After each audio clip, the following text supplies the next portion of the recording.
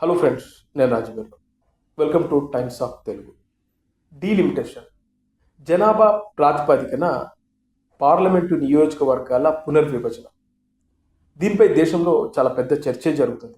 మొన్ననే తమిళనాడు ముఖ్యమంత్రి ఎంకే స్టాలిన్ ఆధ్వర్యంలో 14 రాజకీయ పార్టీలు ఒక జేఏసీగా ఏర్పడి ఈ డీలిమిటేషన్ని వ్యతిరేకిస్తున్నాయి. దేశంలో జనాభా ప్రతిపాదికన లోక్సభ నియోజకవర్గాల పునర్విభజన చేయాలనే కేంద్ర ప్రభుత్వ ప్రతిపాదనలు జేఏసీ సమావేశం తీవ్రంగా వ్యతిరేకించింది. 1971 జనాభా ప్రతిపాదికన ప్రస్తుతం ఉన్న ఎంపీల సంఖ్యనే మరో 25 ఏళ్లు కొనసాగించాలని జేఏసీ కేంద్రాన్ని డిమాండ్ చేసింది. దేశంలోని అన్ని రాష్ట్రాల్లోని రాజకీయ పార్టీలు అక్కడి ప్రభుత్వాలతో చర్చించిన తర్వాతే పునర్విభజనపై కేంద్రం ముందుకెళ్లాలని ఈ జేఏసీ సమావేశం తీర్మానం చేసింది. తమిళనాడు ముఖ్యమంత్రి స్టాలిన్ నేతృత్వంలో ఈ జేఏసీ తొలిసారిగా సమావేశమైంది. మొత్తం 14 రాజకీయ పార్టీలకు సంబంధించిన నాయకులు ఈ సమావేశానికి హాజరయ్యారు. తెలంగాణ ముఖ్యమంత్రి రేవంత్ రెడ్డి, కేరళ ముఖ్యమంత్రి విజయన్, పంజాబ్ ముఖ్యమంత్రి భగవంత్ మాన్, కర్ణాటక ఉప ముఖ్యమంత్రి డికే శివకుమార్, అలాగే బీఆర్ఎస్ పార్టీ నుంచి కేటీఆర్, ఇలా 14 రాజకీయ పార్టీలకు సంబంధించినటువంటి ప్రతినిధులు ఈ సమావేశంలో పాల్గొన్నారు. అయితే ఆంధ్రప్రదేశ్ నుంచి ఎందుకు హాజరు కాలేదు?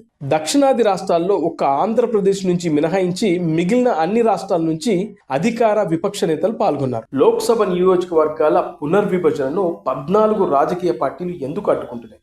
ముఖ్యంగా బీజేపీకి వ్యతిరేకంగా ఉండే రాజకీయ పార్టీలు ఎందుకు వ్యతిరేకిస్తున్నాయి? ఈ డీలిమిటేషన్ జరిగితే సౌత్ రాష్ట్రాలు తీవ్రంగా నష్టపోతాయా? ముఖ్యంగా తెలుగు రాష్ట్రాలైనటువంటి ఆంధ్రప్రదేశ్ నుంచి ముఖ్యమంత్రి చంద్రబాబు నాయుడు గారికి, అలాగే జనసేన పార్టీ అధినేత పవన్ కళ్యాణ్ గారికి, అలాగే వైఎస్ఆర్సీపీ అధినేత జగన్మోహన్ రెడ్డి గారికి కూడా ఈ జేఏసీ నుంచి ఆహ్వానాలు అందాయి. అయితే ఆంధ్రప్రదేశ్ నుంచి ఎవరు కూడా ఈ జేఏసీ మీటింగ్కు వెళ్ళలేదు. అయితే సౌత్ రాష్ట్రాలకు చాలా నష్టం జరుగుతుందని తెలంగాణ అలాగే ఆంధ్రప్రదేశ్కు సంబంధించినటువంటి రాజకీయ పార్టీలు చాలాసార్లు మాట్లాడారు. జగన్మోహన్ రెడ్డి కూడా కేంద్ర ప్రభుత్వానికి ఒక లేఖ కూడా రాశారు. అలాగే చంద్రబాబు నాయుడు గారు కూడా చాలా సందర్భాల్లో డీలిమిటేషన్ జరిగితే సౌత్ రాష్ట్రాలు చాలా నష్టపోతాయని మాట్లాడారు. అలాగే ఇటు తెలంగాణలోని బీఆర్ఎస్, కాంగ్రెస్ పార్టీలు కూడా ఇదే విషయాన్ని చాలా సందర్భాల్లో చెప్పడం జరిగింది. అయితే ప్రస్తుతం లోక్సభలో 543 పార్లమెంటు స్థానాలు ఉన్నాయి. సౌత్ మొత్తంగా 129 పార్లమెంటు స్థానాలు ఉన్నాయి. తెలంగాణ 17, ఆంధ్రప్రదేశ్ 25, తమిళనాడు 39, కర్ణాటక 28, కేరళ 20. అంటే దేశంలోని లోక్సభ స్థానాల్లో సౌత్ రాష్ట్రాలది 24%. అయితే పునర్విభజన జరిగితే 743 స్థానాలకు పెరిగే అవకాశం ఉంది. జనాభా ప్రాతిపదికన చూస్తే సౌత్ రాష్ట్రాలు నష్టపోతాయి అంటున్నారు.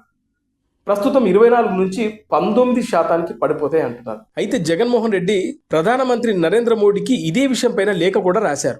2026లో జరగబోయే డీలిమిటేషన్ ప్రక్రియలో ఆయా రాష్ట్రాల సీట్ల విషయంలో అన్యాయం జరగకుండా చూడాలని, కేంద్రం ఇచ్చిన జనాభా నియంత్రణ పిలుపులో భాగంగా గత 15 ఏళ్లుగా దక్షిణాది రాష్ట్రాల్లో జనాభా బాగా తగ్గిందని, ఈ దశలో జనాభా ఆధారంగా డీలిమిటేషన్ ప్రక్రియ చేపడితే తమ రాష్ట్రాల్లో నియోజకవర్గాలు తగ్గుతాయని, అందువల్ల జనాభా ప్రతిపాదికన డీలిమిటేషన్ లేకుండా చూడాలని జగన్మోహన్ రెడ్డి ఈ లేఖలో పేర్కొన్నారు. అందుకే 24 నుంచి 19% పడిపోతుందనేది వీళ్ళ ఆవేదన. అంటే ఉదాహరణకి ఆంధ్రప్రదేశ్లో 25 ఎంపీ స్థానాలు ఉన్నాయి. అవి కాస్త 17కో 16కో వచ్చే అవకాశం ఉందనేది చంద్రబాబు నాయుడు గారు చాలా సందర్భాల్లో చెప్పారు. అలాగే జగన్మోహన్ రెడ్డి కూడా లేఖలో ఇదే విషయాన్ని ప్రస్తావించారు కూడా. మొన్న చెన్నైలో 14 రాజకీయ పార్టీలకు సంబంధించినటువంటి జేఏసీ మీటింగ్లో తెలంగాణ ముఖ్యమంత్రి రేవంత్ రెడ్డి ఒక కీలకమైన కామెంట్ చేశాడు. ప్రస్తుతం సౌత్ రాష్ట్రాలది 24% ఉంది, కానీ 33% పెంచితే మాకు ఓకే అని చెప్పారు ఆయన. ఆ రేషియో ప్రకారం చూస్తే ఆంధ్రప్రదేశ్కు 17 లేదా 18 స్థానాల కన్నా ఎక్కువగా ఎంపీ స్థానాలు ఉండవు. దయచేసి దీన్ని దృష్టిలో పెట్టుకోండి, ఉన్న స్థానాలన్నీ తగ్గించకండి అంటూ ఒక రిక్వెస్ట్ లెటర్ కూడా రాయడం జరిగింది. కేంద్రంలో ఉన్నటువంటి బీజేపీ ప్రభుత్వం ఏదైనా నిర్ణయం తీసుకుంటే తప్పకుండా చేసే తీరుతుంది. అలా చాలా చేశారు ఈ 10 ఏళ్ల కాలంలో. జనాభా ప్రాతిపదికన ఈ లోక్సభ స్థానాల్ని పునర్విభజించాలని చెప్పేసి ఈ కేంద్ర ప్రభుత్వం చాలా సీరియస్గా తీసుకుంది. రేపు 2026 కల్లా ఈ పునర్విభజన జరుగుతుందనేది చాలామంది ఎంపీలు చెప్తున్నమాట. అయితే సౌత్ రాష్ట్రాల్లోని ముఖ్యంగా ఆంధ్రప్రదేశ్కి సంబంధించినటువంటి చంద్రబాబు నాయుడు అలాగే పవన్ కళ్యాణ్ ఈ సమావేశానికి ఎందుకు వెళ్ళలేదు? ఎందుకంటే ఆంధ్రప్రదేశ్ రాష్ట్రానికి 25 ఎంపీ స్థానాలు కాస్త తగ్గుతాయి కాబట్టి పవన్ కళ్యాణ్ ఆయన చంద్రబాబు నాయుడు కూడా వెళ్ళి మాట్లాడాలి కదా. సరే, బీజేపీలో వీళ్ళు ఎన్డీఏలో భాగస్వాములు కాబట్టి కేంద్రం ఏ నిర్ణయం తీసుకున్నా ఆ నిర్ణయానికి వీళ్ళు కట్టుబడి ఉంటారు అనుకుందాం. కానీ జగన్మోహన్ రెడ్డి ఎందుకు వెళ్ళలేదు? ఎందుకు లేఖ రాయాల్సి వచ్చింది కేంద్రానికి? ఈ జేఏసీ మీటింగ్లో వెళ్ళి ఉండొచ్చు కదా అని చాలామంది మాట్లాడుతున్నారు. ఇక పవన్ కళ్యాణ్ కూడా ఈ జేఏసీ నుంచి ఆహ్వానం అందింది. అలాగే చంద్రబాబు నాయుడు గారికి కూడా ఈ ఆహ్వానం అందింది. ఏకంగా డిఎంకే మంత్రులైనటువంటి వేలు గారు అలాగే ఇంకొక ఆయన ఇద్దరు కలిసి ఆంధ్రప్రదేశ్కి వచ్చి ఇటు జగన్మోహన్ రెడ్డికి అలాగే చంద్రబాబు నాయుడు గారికి ఈ ఆహ్వాన లేఖను ఇచ్చారు. అలాగే పవన్ కళ్యాణ్ గారు ఆ సమయంలో లేకపోవడంతో జనసేన పార్టీకి ఈ ఆహ్వానాన్ని అందించి వెళ్ళిపోయారు. అయితే జనసేన పార్టీకి సంబంధించినటువంటి ఎంపీ తంగెళ్ల ఉదయ్ శ్రీనివాస్ ఈ పవన్ కళ్యాణ్ గారికి సంబంధించినటువంటి ఏదైతే సందేశాన్ని ఒక సీల్డ్ కవర్లో తీసుకొని ఆ జేఏసీకి సంబంధించిన సభ్యులకు ఇచ్చారనే ఒక వార్త అయితే బయటకు వచ్చింది. రీసెంట్గా ఎవరైతే ఈ తంగెళ్ల ఉదయ్ శ్రీనివాస్ ఉన్నారో ఆయనే ఈ విషయాన్ని బయట చెప్పడం జరిగింది. సీల్డ్ కవర్లో పవన్ కళ్యాణ్ గారి అభిప్రాయాన్ని తెలపడం జరిగింది అని. పవన్ కళ్యాణ్ గారికి అలాగే ఏపీకి సంబంధించినటువంటి వైఎస్ఆర్సీపీకి అలాగే చంద్రబాబు నాయుడు గారికి ఈ జేఏసీ నుంచి మాత్రం ఆహ్వానం అయితే వచ్చింది. అయితే వీళ్ళు ముగ్గురు వెళ్ళలేదు. అయితే ఇప్పుడు సౌత్ రాష్ట్రాలు నిజంగానే నష్టపోతాయి. ఎందుకంటే ప్రస్తుతానికి సౌత్ రాష్ట్రాలకు సంబంధించి 129 ఎంపీ సీట్లు ఉన్నాయి. నిపుణులు ఏమంటున్నారంటే ఖచ్చితంగా తగ్గే అవకాశాలు ఉన్నాయి. నార్త్ సైడ్ ఎక్కువ పెరిగే అవకాశాలు ఉన్న దృష్ట్యా అది 743కి వెళ్ళే అవకాశాలు ఉన్నాయని అంటున్నారు. అయితే ఇదే ఇప్పుడు జేఏసీ చెప్తున్న విషయం ఏంటంటే ఇవి తగ్గకుండా చూసుకోండి.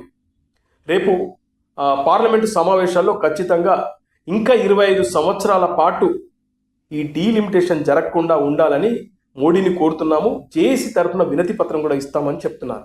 ఒకవేళ అలాగే జరిగితే సౌత్ రాష్ట్రాలకు సంబంధించినటువంటి రాజకీయ పార్టీలకు సంబంధించిన బలం తగ్గుతుంది అనేది ఈ సౌత్ రాష్ట్రాలకు సంబంధించినటువంటి రాజకీయ పార్టీలు చెప్తున్న మాట.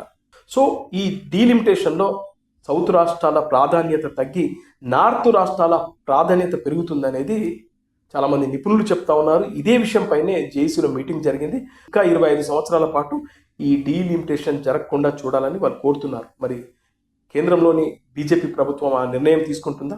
Wait and see.